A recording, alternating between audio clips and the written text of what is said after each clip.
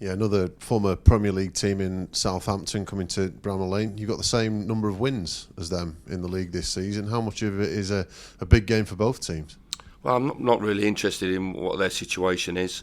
Just respect of the players that they've got. If you look through their team sheet and you look at their bench, it would be and still can be early on in the season a team to go very, very well. I'm not expecting anything different. Some real technical players there. Team that's come down, we're expecting to go straight back up.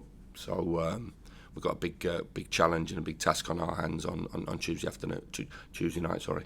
Looking at the league as a whole, do you feel it's wide open at the minute? There's so many teams, so many different people that you might expect to be towards the top, not people towards the bottom the other way. It does seem an interesting one this year. Yeah, always is. People have their thoughts on it on the start of the season.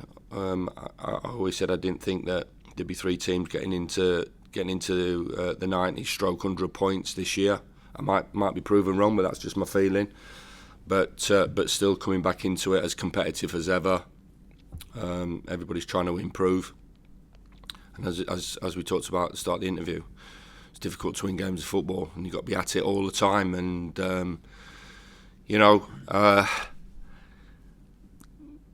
the season as it is, as you always do, you split it up, and talked about this before to you guys as well, that there's certain amount of games you play really well, certain amount of games you're okay, certain amount of games you bang average, and certain amount of games that you're not. It's what do people want? Do they want us to win games of football, or do they want it to look absolutely beautiful and controlled and everything that goes with that?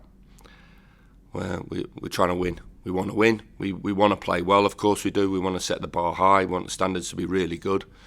But we're here to win games of football, so go and have a poll of everybody that walked out of that ground on Saturday afternoon in the away end, of course we can nitpick the performance, and you look at it as well, and there is a rebuild in there as well on a lot of fronts. From a mentality point of view to a way we want to play as well, because they've gone from one way of playing to another, and back to another now. But I think if you asked everybody that walked out of that ground on Saturday afternoon at 5 o'clock, they travelled down to watch their team compete, play well, which I think we did second half, but most importantly win. So that's always the biggest challenge and the biggest goal for us to achieve.